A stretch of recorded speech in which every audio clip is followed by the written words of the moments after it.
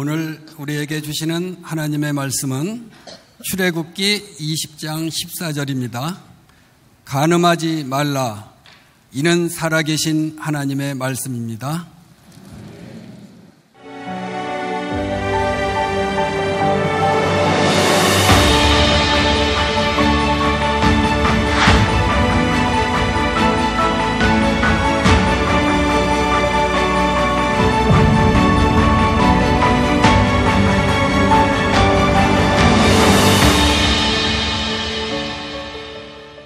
오신 여러분들 한 사람 한 사람을 주님의 이름으로 사랑하고 축복합니다. 계속해서 우리가 십계명에 대한 말씀을 나누고 있습니다. 오늘은 7번째 계명, 간음하지 말라, 이런 말씀을 가지고 나누게 될 텐데, 여러분들 기억하시죠? 제가 첫날 말씀을 드렸습니다. 우리가 순서대로 따라가지 않는다. 그리고 오늘 순서대로 가면 이 간음하지 말라라고 하는 말씀이 어린이 주일날 이렇게 걸려 있어서 오늘 그냥 합니다. 자, 오늘 이 말씀이 우리들에게 주는 도전이 무엇인지를 좀 생각했으면 좋겠고요. 십계명 순서 다 외우셨죠? 자, 어떻게? 신, 우, 이, 안, 부. 보여주면 안 되는데, 노, 증, 탐. 자, 신은 뭔가요? 나 외에 다른 신을 두지 마라. 우, 이, 안, 부, 살, 간, 도, 증, 탐. 5번째 계명 말고는 다 외우셨군요. 네. 이제 여러분들이 이제 함께 다 이제 외우게 되리라고 생각을 합니다. 제가 이 십계명에 대한 말씀을 준비하면서 여러 가지 이렇게 책들을 이렇게 참고하게 되었는데, 그 중에 김지찬 교수가 쓴 데칼로그, 이 십계명이라고 하는 그 책에 보면 이 7계명에 대해서 이런 이야기를 하고 있습니다. 모세가 십계명을 시내산 위에 올라가서 받았잖아요. 가서 40일을 있는 동안 밑에 있는 이스라엘 백성들이 얼마나 궁금했겠습니까? 모세가 십계명을 받아가지고 이제 내려왔을 때 사람들이 다 모였습니다. 그때 모세가 이스라엘 백성들에게 이야기합니다. 여러분, 좋은 소식 한 가지와 나쁜 소식 한 가지가 있습니다. 무엇을 먼저 듣기를 원하십니까? 네, 좋은 소식. 이스라엘 백성이 그렇게 이야기했어요. 그랬더니 모세가 하나님이 지키라고 주신 계명이 수십 수백 가지가 아니라 10개밖에 안 된다는 겁니다. 네, 나쁜 소식. 불행하게도 간음하지 말라는 계명을 끝내 빼지 못했습니다. 이렇게 이야기를 했어요. 동서고금을 막론하고 이 간음이라고 하는 이슈는 굉장히 우리들에게 심각한 문제이기도 합니다. 왜냐하면 너무나 우리들에게 밀접한 관계가 있기 때문이기도 합니다. 또한 오늘을 살고 있는 우리들에게 이게 더 힘든 이유는 이제 간통죄도 폐지되는 이 상황 가운데서 이 간음이라고 하는 죄를 성경에서 이렇게 다루고 있는 것이 우리들에게 어떤 연관성을 가질 수 있느냐라고 하는 거죠. 사실 간음이라고 하는 이 죄가 별것 아닌 것처럼 보이지만 이 죄의 결과가 굉장히 무섭습니다. 어떤 설교가는 이런 이야기를 합니다. 내 정욕의 불이 뜨거울 때마다 내 영혼이요 지옥의 불이 얼마나 뜨거운가를 기억하라. 성경은 우리들에게 분명하게 말씀하고 있는데 이 간음에 대한 죄는 용서될 수 없다, 이렇게 말씀하고 있습니다. 여러분들이 이 간음죄에 대한 것을 좀 깊이 보고 싶다면 신명기 22장을 집에 가서 한번 보시면 간음죄에 대한 설명들이 잘 되어 있습니다. 신명기 22장에 보면 그 간통이라고 하는 것은 한 남자와 유부녀 사이에 나타나는 일을 이야기합니다. 어떤 남자가 결혼한 여자와 간통을 한다. 성경에서는 무조건 두 사람을 다 쳐서 죽이라, 이렇게 말을 합니다. 그런데 약혼한 여자인 경우에 성 안에서 일어난 일이라고 하면 남자와 여자를 다 죽여라. 왜냐하면 성 안에서는 옛날 집들이 그렇게 방음시설이 잘 되어 있지 않기 때문에 조금만 소리를 내도 구출을 받을 수 있다는 거죠. 그리고 성 밖에서 일어난 일이라면 남자만 죽이고 여자는 죽이지 말라. 여러분, 오늘날 우리 사회와 이 비교해 본다면 이 간음이라고 하는 죄에 대한 결과가 굉장히 무섭게 죽음이라고 하는 것으로 나오는 것이 참 우리들이 받아들이는 것이 쉽지 않습니다. 또한 우리는 이 간음, 간통 이런 죄들에 대하여 남자들이 가지고 있는 본능의 초점을 맞출 때가 많이 있습니다. 실제적으로 불륜에 있어서 여자들보다는 남자들이 훨씬 더 많은 확률을 가지고 있는 것도 사실입니다. 그럼에도 불구하고 이 남자들에게 이렇게 무섭게 이야기하는 이유는 무엇인가? 이 무서운 형벌이 아니면 인간이 가지고 있는 본능을 억제하기가 힘들다라고 하는 의미가 될 것입니다. 자, 중요한 것은, 여러분, 제가 첫날부터 여러분들에게 말씀드린 게 있어요. 10계명은 단순한 금지의 목적이 있는 것이 아니라 이 계명을 주신 하나님의 마음을 아는 것이다. 기억나세요? 자, 그럼 이 7계명 간음하지 말라라고 하는 이 계명을 통해서 하나님께서 우리들에게 주시기를 원하시는 하나님의 마음은 무엇인가? 7계명의 가장 중요한 정신은 단순히 간음하지 말라고 하는 행위에 대한 것이 아니라 결혼을 지키려는 하나님의 마음이 여기에 가장 명확하게 드러나 있다는 사실입니다. 간음이 무서운 것은 나 자신의 결혼을 깨는 것뿐만 아니라 이웃의 결혼을 깨는 문제이기 때문이기도 합니다. 이 7계명은 단순히 혼전, 순결 혹은 강간 이런 것에 대한 계명이 아니라 하나님께서 우리들에게 허락해 주신 결혼, 우리들의 가정을 어떻게 지킬 것인가, 여기에 초점이 있다고 하는 것을 먼저 생각하고 우리들이 말씀으로 들어가야 합니다. 자, 오늘 말씀 뭐였죠? 오늘 말씀이 간음하지 말라. 아마 여러분들이 지금까지 신앙생활 하는 동안 장로님이 이 앞에서 성경 봉독을 하는 것을 들어본 중에 가장 짧은 말씀이 아니었을까. 그렇죠? 장로님 그래도 준비하고 오신 거죠? 네, 준비하고 오셔서 간음하지 말라. 이는 살아계신 하나님의 말씀입니다. 저도 참 당혹스러워요. 다음 주에도 계속해서 이렇거든요. 아무튼 굉장히 짧은 말씀입니다. 자, 간음하지 말라. 여기에 주어가 있습니까? 없습니까? 없어요. 목적어가 있습니까? 없습니까? 없습니다.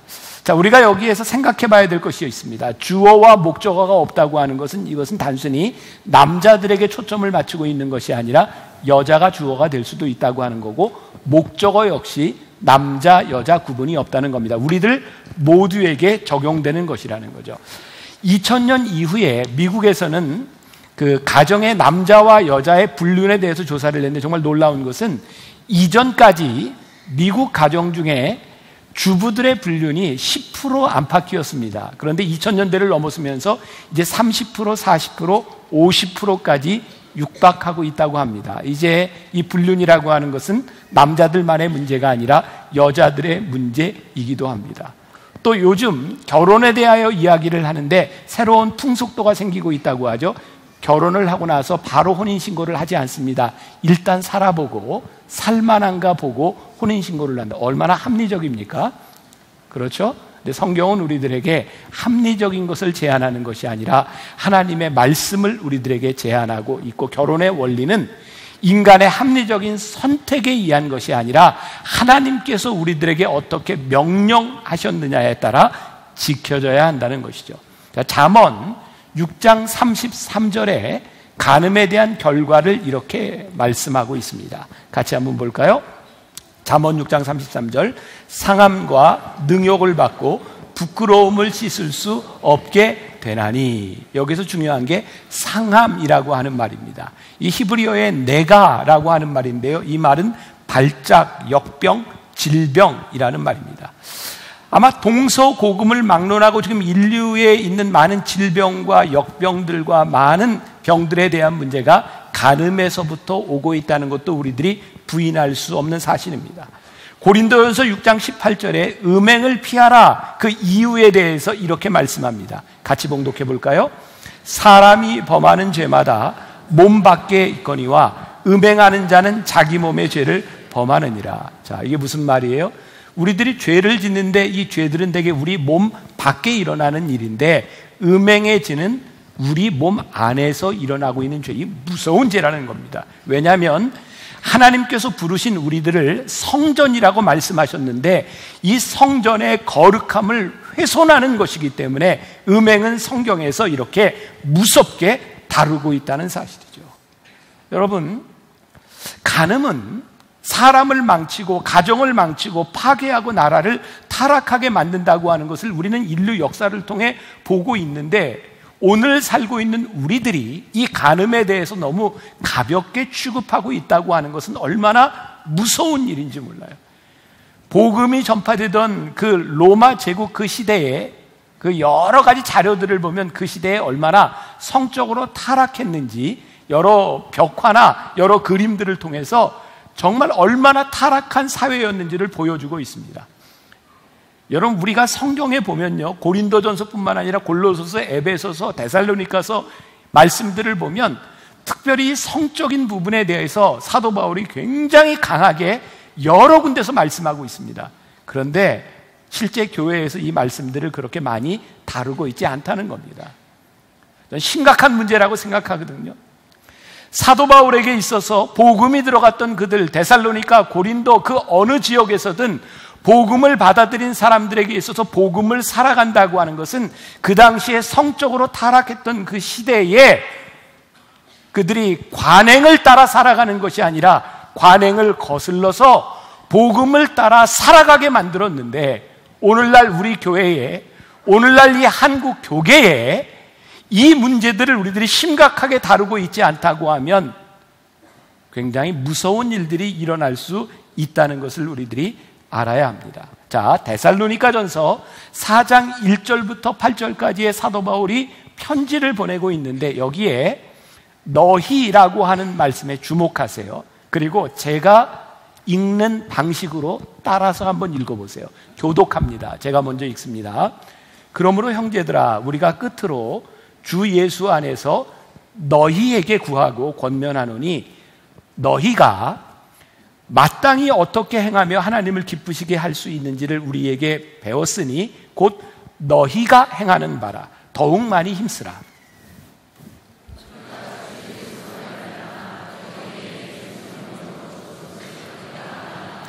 하나님의 뜻은 이것이니 너희의 거룩함이라. 곧 음란을 버리고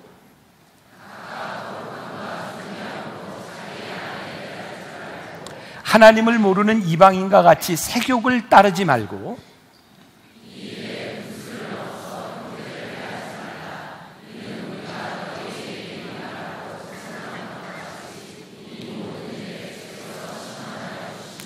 하나님이 우리를 부르심은 부정하게 하심이 아니요 거룩하게 하심이니,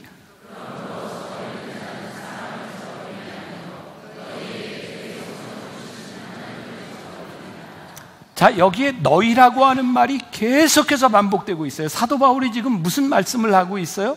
너희에게, 바로 오늘 말씀을 듣고 있는 우리들, 너희에게 이 거룩에 대한 말씀과 세상에 있는 이 음란에 대한 것들에 대하여 너희에게, 하나님을 믿는 우리들에게 계속해서 강조해서 말씀하고 있다는 거예요. 이게 무슨 의미일까요? 그 당시에 살고 있던 사람들이 이 간음과 이 성적인 죄에 대하여 그렇게 심각하게 생각하지 않았습니다. 근데 사도 바울은 너희에게 이르노니, 하나님은 우리들에게 거룩을 명하신다고 말씀하고 있죠. 지금 우리가 살아가는 이 세상이 무서운 것은 이 간음을 우리는 사랑이라고 하는 이름으로, 이 간음을 우리는 로맨스라고 하는 이름으로 아름답게 포장하고 있다는 이야기죠. 우리가 요즘 제일 많이 하는 내로남불, 내가 하면 다 로맨스가 되고 사랑이라고 하는 이름으로 모든 것을 다 덮을 수 있다고 생각합니다. 요즘 미투 운동을 비롯해서 우리 이제 이름 다 나온 사람이니까 안희정 지사와 같은 사람들, 영화배우 김민희, 홍상수 감독, 이런 사람들, 그들이 주장하는 게 뭐예요? 우리들이 합의했다는 겁니다. 합의했기 때문에, 우리들이 사랑했기 때문에 그 다른 사람들에 대하여 상관하지 않겠다는 것입니다. 그런데 성경은 우리들에게 그렇게 말하지 않습니다. 지금 간음이 무서운 것은 우리들의 사랑에 대한 문제가 아니라 이것으로 인하여 가정이 깨어지고 결혼이 깨어지는 것이기 때문에 하나님께서 이 죄를 무섭게 다루고 있다는 거예요.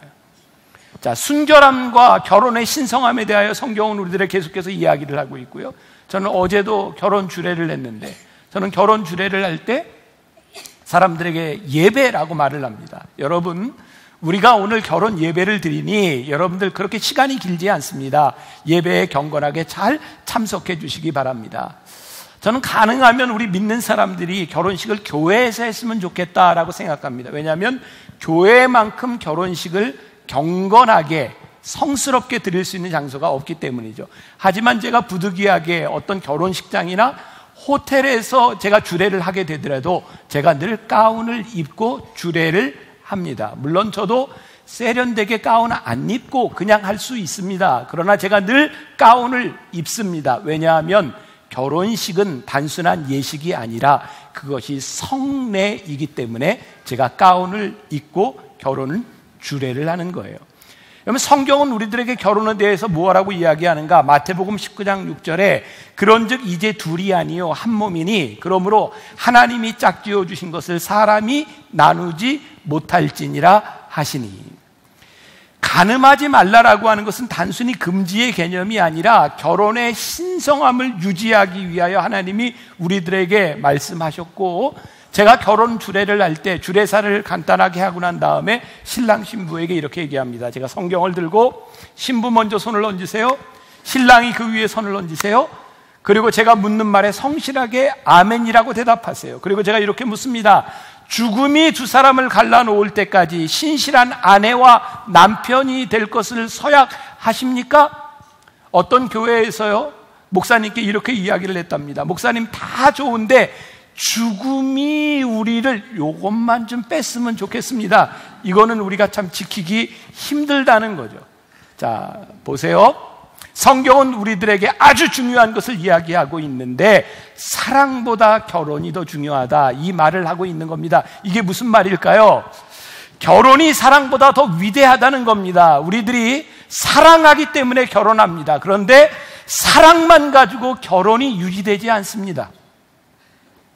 우리 아이들이 전부 결혼 이제 정년기가 됐어요. 28살, 30살. 저희 집안으로 보면 아주 늦었어요. 아는 분은 아시겠지만 저희 집안은 다 25 이전에 결혼을 다 했기 때문에 아이들한테 제가 계속 엄마 아빠는 준비가 다 됐다, 마음의 준비가 다 됐다, 어떻게 빨리 좀 어떻게 해봐라, 그리고 제가 이 사람 어떠냐, 이 애 어떠냐 이렇게 소개해주면 아이들이 딱 하는 게 필이 와야죠. 필이 그 말을 듣고 있던 어떤 사람이 그렇게 얘기하다. 그 필 1년 6개월이다. 격하게 끄덕끄덕하는 분들이 있어요. 여러분, 우리의 필이라고 하는 거, 그게 얼마나 가는 것일까요? 여러분, 우리가 결혼을 하게 되는 동기는 사랑, 그것은 에로스입니다. 우리들이 흔히 이야기하는 필, 그 사랑을 통해서 우리들이 결혼을 하지만 결혼을 유지해 주는 것은 에로스가 아닙니다. 그 결혼을 가능하게 만들어 주는 것은 아가페의 사랑입니다. 우리들 누구나 인간의 감정의 변화를 경험하고 권태기라는 것도 경험합니다. 그래서 인간들은요, 사랑이 식으면 그것을 빠져나갈 구멍을 찾으려고 하지만 하나님의 법은 사랑이 식었을 때 그것을 어떻게 지켜야 하는가, 그것을 어떻게 소중히 여겨야 하는가를 우리들에게 말씀하고 있습니다. 사랑이 전부가 아니라 사랑이 사랑되게 하는 것이 무엇인가를 성경이 우리들에게 말씀하고 있는 것입니다. 여러분, 7계명 간음하지 말라라고 하는 것은 단순한 행위에 초점이 있는 것이 아니라 하나님께서 우리들에게 허락하신 가정과 결혼을 우리가 어떻게 지킬 것이냐의 문제이다. 이것을 기억하십시오. 우리는 또 이렇게 이야기합니다. 사랑은 죄가 아니지 않습니까? 네, 사랑은 죄가 아닙니다. 문제는 사랑의 대상이 문제인 겁니다.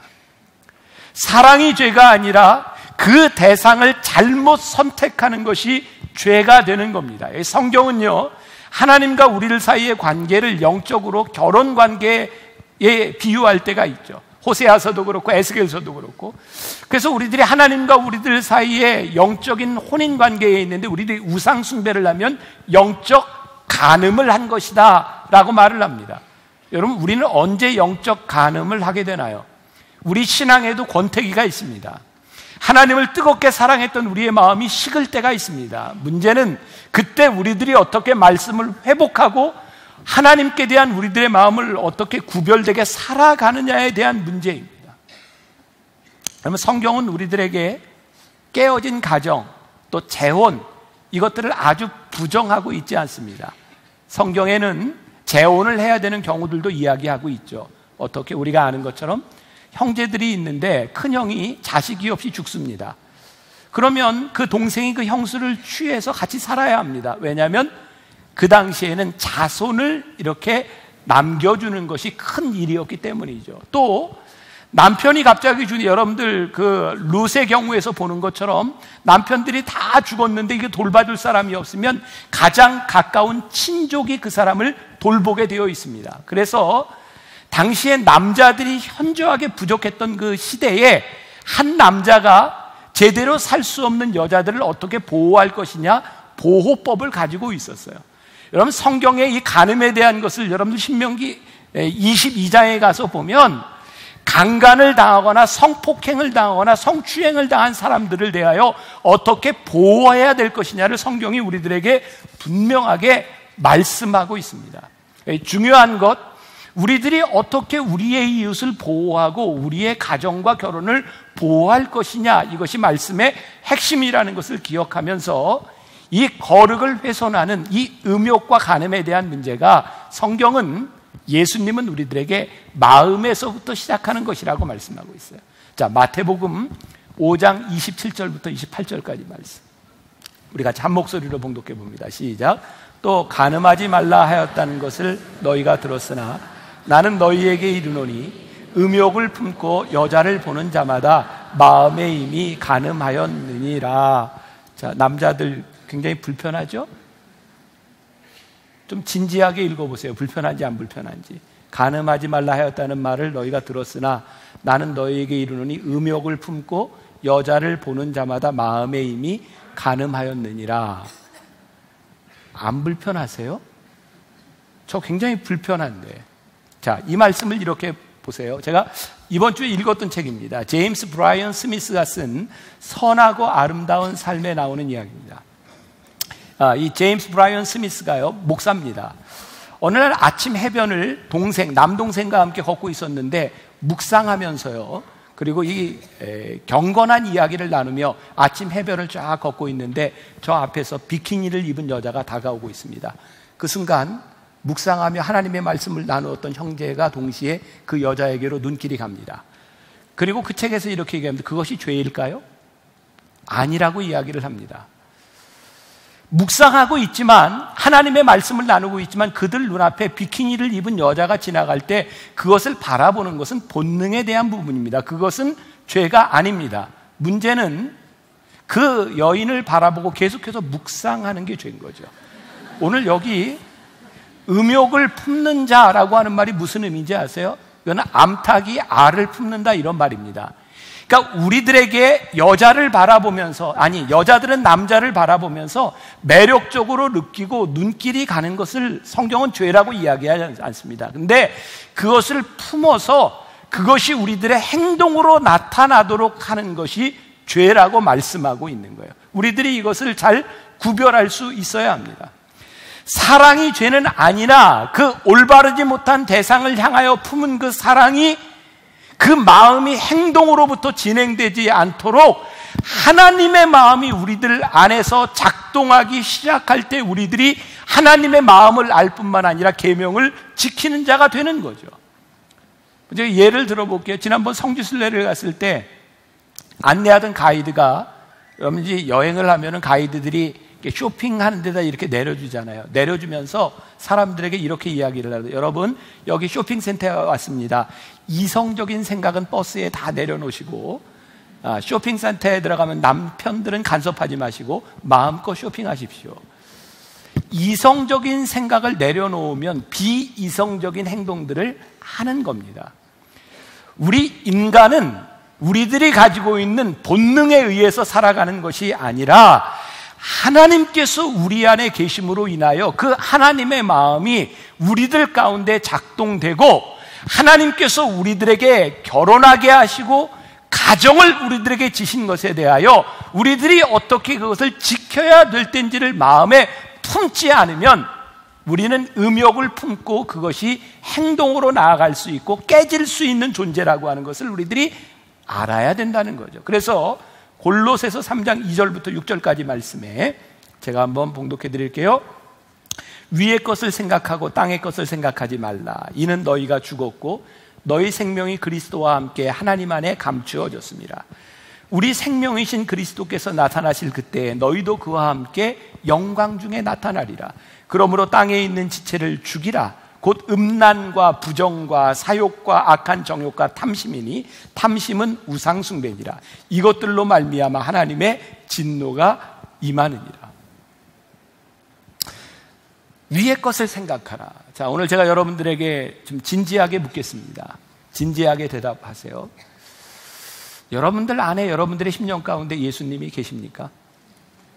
제가 어제 토요일부터 지금까지 예배 시간마다 묻고 있습니다.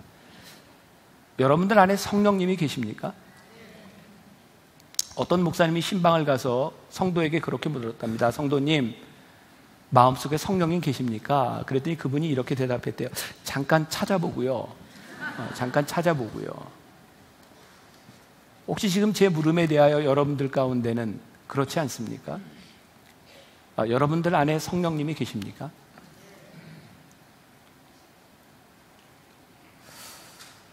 오래전입니다. 벌써 10여 년 전이죠. 제가 파리에서 유학생들을 위한 그런 집회에 갔을 때 여러 강사가 함께 갔고요.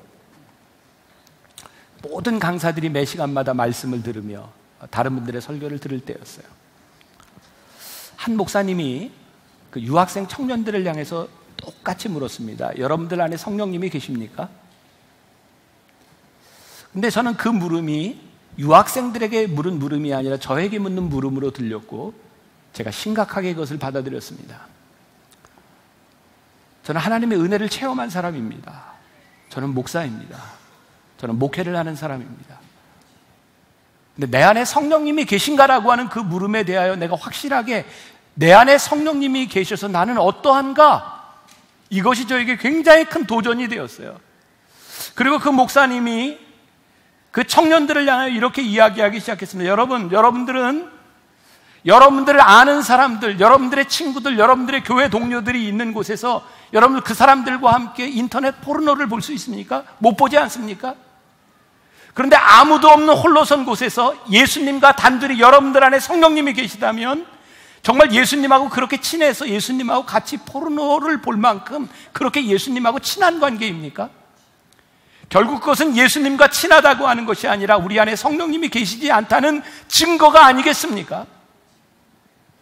저에게 그리고 거기 있는 청년들에게 심각한 아주 중요한 물음이었어요. 우리 안에 성령님이 계시는가? 우리가 홀로 있을 때 우리를 알아보는 이가 아무도 없는 곳에서 성령님이 우리 안에 계시는가? 그분으로 인하여 우리는 무엇을 바라보고 있는가? 여러분들 중에 오래된 교인들은 기억할지 몰라요. 그때 제가 그 집회를 참석하고 와서 몇 주 동안 계속 교인들에게 이 설교 시간에 물었습니다. 여러분들 안에 성령님 계십니까? 그 당시에 저에게 그것이 너무너무 중요한 문제였기 때문에 교인들에게 매주 물었어요. 여러분들 안에 성령님이 계십니까? 여러분들 안에 성령님이 계십니까?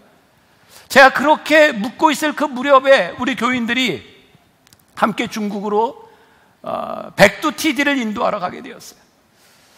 우리가 한 이틀이 채 지나지 않았을 때 중국 공안에게 발각을 당해서 우리들이 다 끝나지 못하고 한국으로 이렇게 쫓겨서 돌아오게 되는 상황이었어요.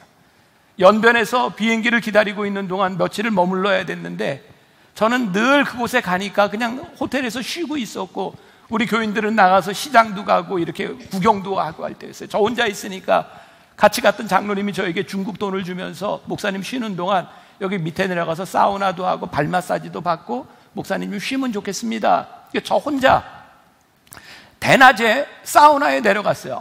정말 중국의 규모가 대단해. 정말 그 큰 사우나에 아무도 없이 저 혼자 사우나를 하고요. 그리고 발 마사지 하는 곳을 찾아 제가 들어갔습니다. 제가 저를 어떤 사람이 안내해서 들어가는데 이게 발 마사지 하는 그런 공간이 아닌 것 같아요. 저를 안내해 준 공간에는요, TV도 하나 걸려 있고 침대도 하나 있는 곳이었어요. 결정적인 건 그 조명이 정육점 불빛이었어요. 제가 아무리 봐도 거기에서 발 마사지를 할 것 같지가 않았어요. 그래서 물었습니다. 한국말 하는 사람 오라고 해서 조선족에게 여기 뭐 하는 데냐고. 그랬더니 제가 오늘 이 설교를 어린이날 할 수 없는 이유입니다. 지금 그 사람이 저에게 이렇게 이야기를 하는 거예요. 목사님이란다. 저한테 여기가 발 마사지만 하는 곳이 아니라 마사지도 하고 사랑도 하고 뭐 이러는 데라는 거예요. 근데 제가 그때 이게 중요한 게 그 이야기를 딱 듣는 순간 제 마음속에 두 가지의 그림이 지나가는 거예요. 하나는 예수님의 얼굴이었고 하나는 우리 교인들의 모습이었어요. 지금 내가 이 정육점 불빛 아래 이곳에 있는 나를 예수님이 보시고 우리 교인들이 나를 본다면 이게 얼마나 무서운 일인가. 그래서 제가 그 사람에게 난 여기 있을 사람이 아니다, 어디로 나가느냐, 그리고 나갔어요. 그리고 그 다음 주일날 제가 교회에 돌아와서 설교하면서 우리 교인들에게 이렇게 얘기를 했습니다. 그 당시에 여러분, 저 같은 목사한테 여러분들 설교를 듣고 있다는 것이 여러분들 행복한 줄 아십시오.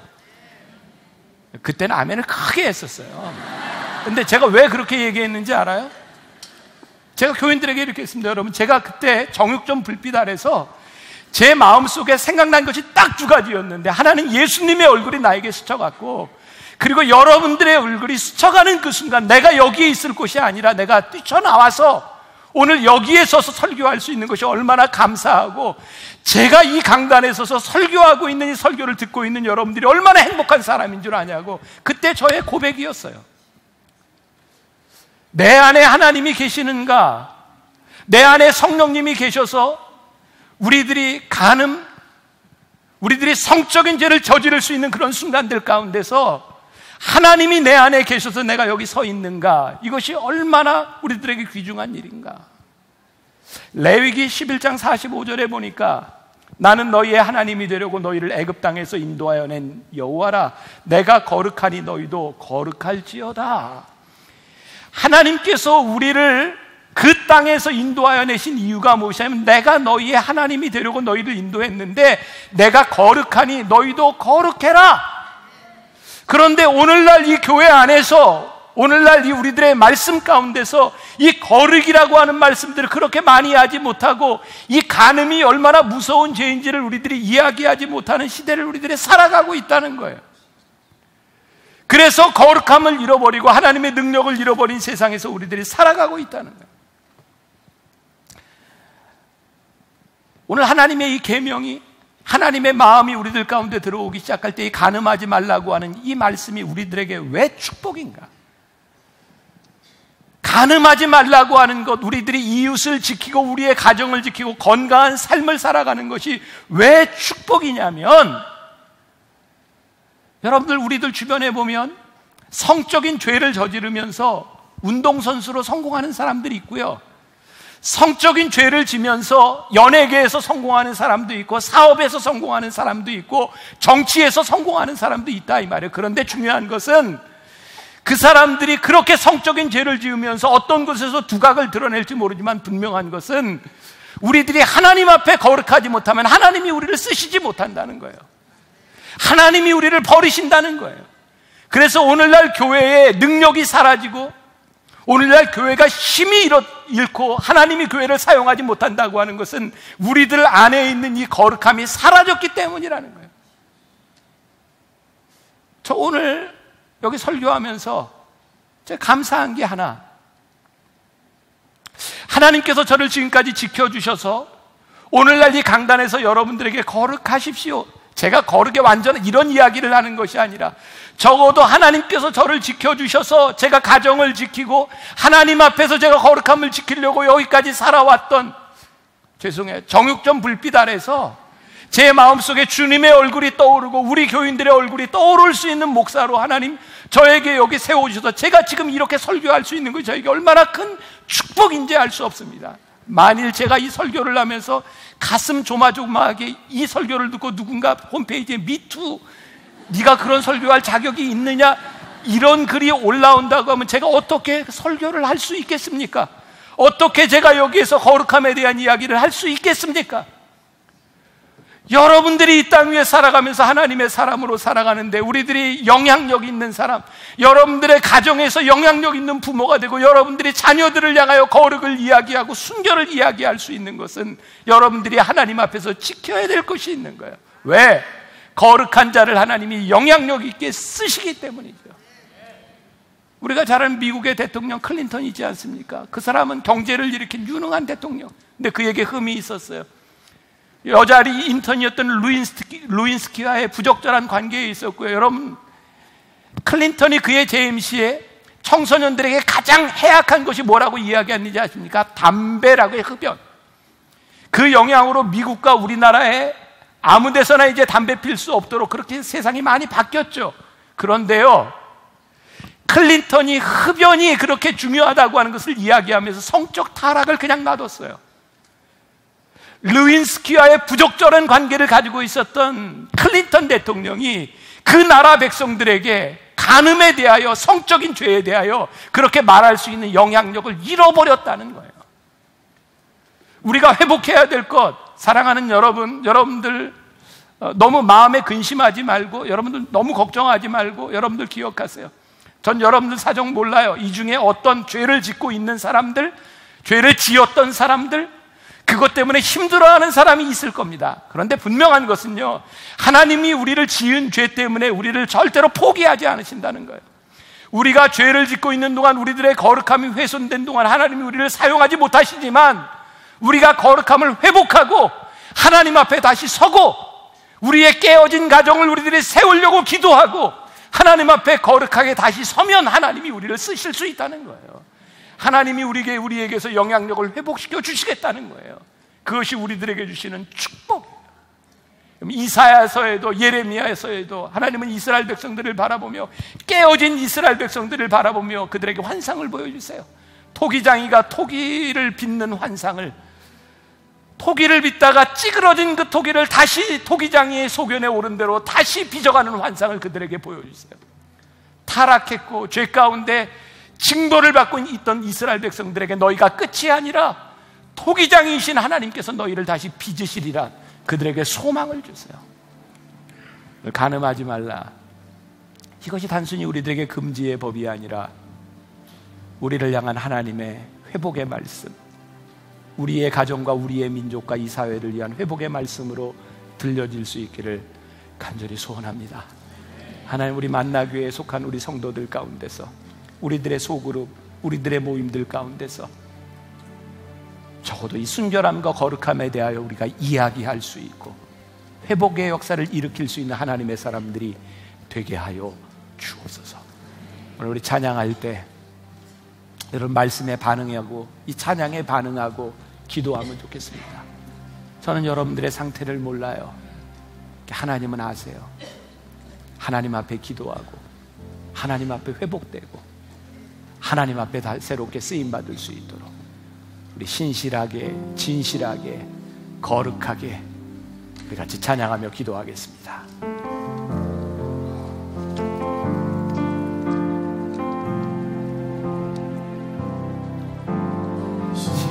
진실하게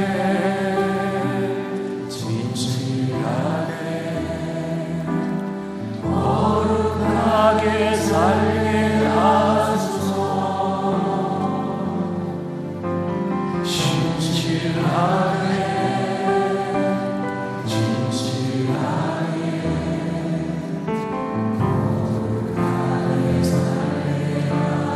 진실하게, 진실하게.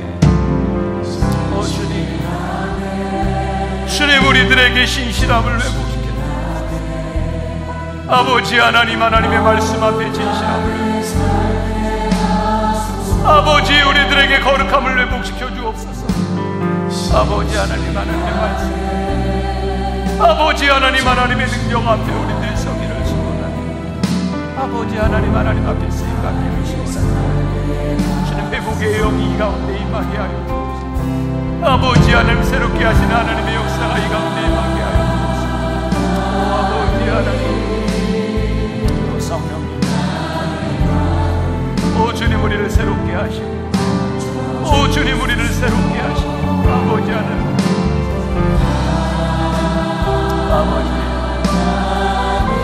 아버지 우리의 마음을 아버지 하나님, 오 주님 우리를 새롭게 하소서. 오 주님 우리를 새롭게 하소서. 하나님 우리를 새롭게 하소서. 아버지 하나님, 오 성령님 우리를 새롭게 하소서.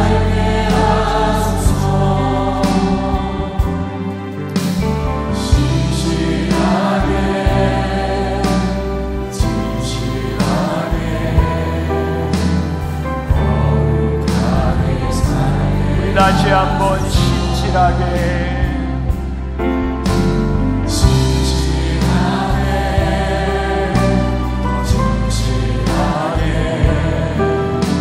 거룩하게 살게 하소서. 주님 신실하게 주님 하나님 앞에서, 아버지 하나님의 말씀 앞에서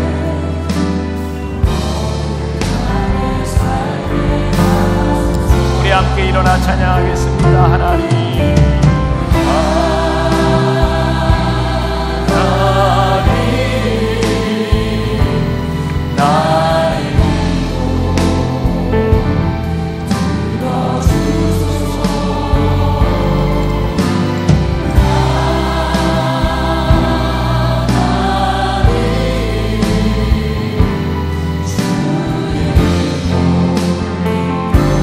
하나님 나의 위로